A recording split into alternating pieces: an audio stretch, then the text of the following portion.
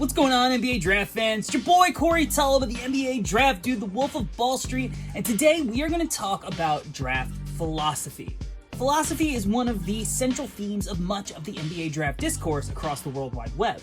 As we opine about the skills we should value most based on the current trends of where the league is, the smarter franchises also project where it's going. Many teams struggle at various parts of the draft with choosing between the best player available or the best fit for their roster. But what if this conundrum was made a bit easier by formulating a long-term vision where you tackle this issue by hatching out a plan to build identity? Having an NBA identity is not necessarily some new concept. The Heat acquire badass motherfuckers, the Cavs hoard 7-footers, and the Lakers have collected a bunch of washed old dudes.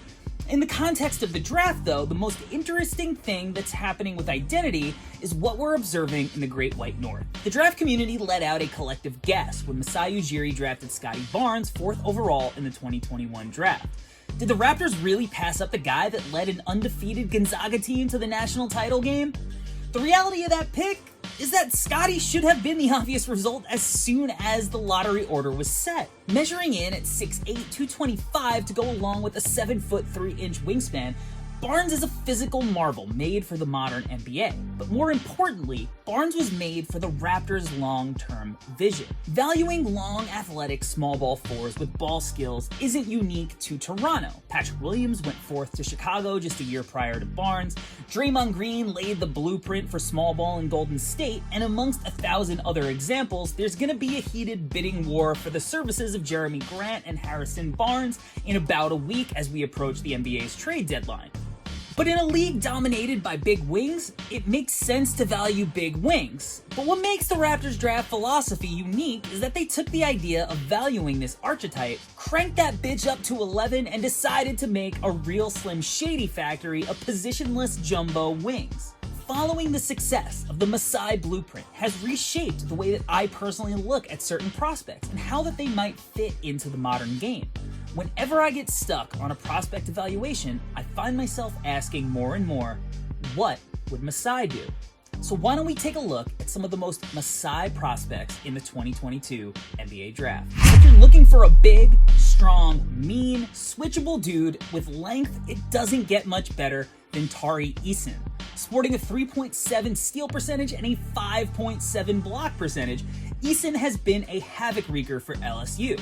The versatile wing can stick quicker guards due to his lateral ability and length, but he's also strong enough to body up and guard stronger forwards. Eason's ability to switch up or down fits perfectly in NBA modern defensive schemes, and his ability to rebound and protect the rim allows you to play small while staying big. On the other side of the ball, Eason has finished everything near the rim. Whether as a play finisher in transition or a downhill driver, Eason uses his strength and underrated handle to finish amongst the trees. Now the shot is Eason's swing skill, but he's shown intriguing flashes of creating space and connecting off the bounce. The form's a little unorthodox as Eason loads up high to the right side of his head, but he's now over 30% on the year, and although the sample is small, he's at around 36% in SEC play.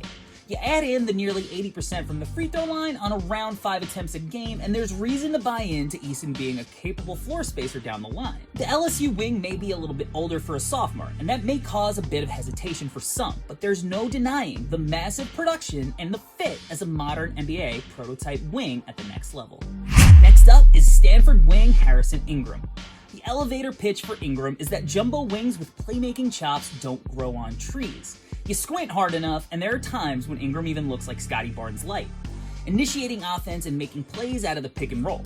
Ingram won't blow you away with athleticism, but the Cardinal wing is a master of pace, methodically picking you apart with his skill and IQ. While Ingram does most of his playmaking on ball at the college level, it's fun to envision the type of creative sets that a coach could use him in at the next level, functioning in the short roll or initiating out of elbow sets. Ingram's not a sniper from beyond the arc, but he's shown enough flashes to keep me intrigued. Teams will initially go under screens at the next level, and he'll have to prove that he can make them pay at volume before he gets that respect.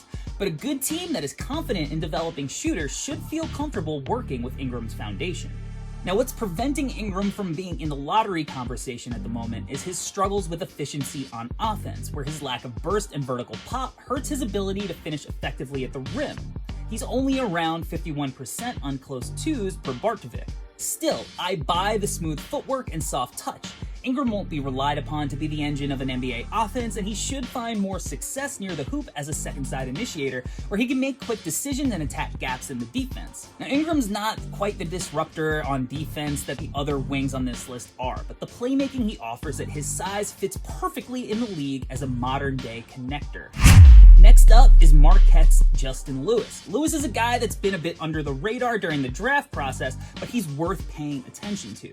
Fresh off a 33.9 rebound, 6 assist performance against Seton Hall, the Marquette wing has really started to heat up in conference play. And it's easy to see the appeal. Lewis offers the potential combination of size and shooting that every NBA team lusts after.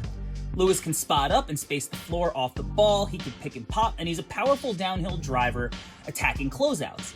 Lewis may not be a high-usage on-ball creator early on, or ever, but with the luxury of NBA spacing, you'll be able to throw him into some, say, Miami action to allow him to come off of a DHO where he can use his big-ass tree trunk legs to power his way to the rim. Defensively, Lewis has the frame to switch up and down a lineup. When he gets low and wide, he moves well enough to stay hip-to-hip with ball handlers, and his strong base allows him to wall up and guard up on more traditional bigs. There are times where Lewis gets a little too upright in his stance and he needs to work on his closeout discipline, but the dude has the tools to be a modern-day two-way player. And finally, you cannot say the name Jeremy Sochan without burning your tongue as of late. Sochan is every bit the 6'9", 230 he's listed at, and the Baylor wing is looking like a potential lottery guy. Sochan mostly functions as a play finisher garbage guy, and at times he does feel a little bit invisible playing off of Baylor's strong guards. But every now and then, he shows you what makes him so intriguing. Sochan will just be chilling for a few possessions, and then out of nowhere he'll bust out a little self-creation ability that makes you go, where the fuck did that come from? The jumper's a little funky and it's inconsistent, the free throw percentage isn't super encouraging, but Sochan will let it fly when teams sag off. Sochan is ways away from a high volume of off-the-bounce shot attempts, but 36% is enough that teams are going to close out on him. When teams do close out on him, Sochan is comfortable getting downhill and attacking. Sochan isn't a bursty wing, but his size and handle allows him to be patient with the ball in his hands, and when teams rotate off of his penetration, he's flashed the ability to make really impressive reads and plays for his teammates. The offense is a work in progress and contains the skeletons of an excellent complementary piece, but Sochan's real allure comes on the defensive end. Sochan is big and long enough to guard jumbo wings, while also moving well enough laterally to stick with guards. He isn't a quick twitch, vertical pop kind of defender, but he's really smart. He positions himself well off the ball, and his anticipation allows him to make plays in the passing lanes and as a rim protector. The deeper you get into the kid's tape, the more you find things to like. I could see shades of what makes a dude like OG Anunoby such a valuable piece of the Raptors' identity. Ultimately, Sochan may be the most Masai of all of these prospects. Now, I use this exercise to try and look at some of the prospects that fit most into the Raptors blueprint, but I want to emphasize, these dudes should fit on almost any roster. The Raptors compete nightly right now, but what Masai has done is target guys that will fit where the NBA may be going in 5 years' time. It seems strange to picture a league full of 5-man lineups where everyone's between 6'6" and 6'9", but teams across the league in 2030 may look more like 2022 Toronto than your more traditional roster construction that you see today. What seems like a quirky gimmick today may just prove to be well ahead of the curve. When in doubt, when you're looking at a prospect, just ask yourself, what would Masai do? Thank you for watching the video. Make sure to like and subscribe to the channel. And don't forget to head to noceilings.substack.com for NBA draft content delivered daily to your inbox for free.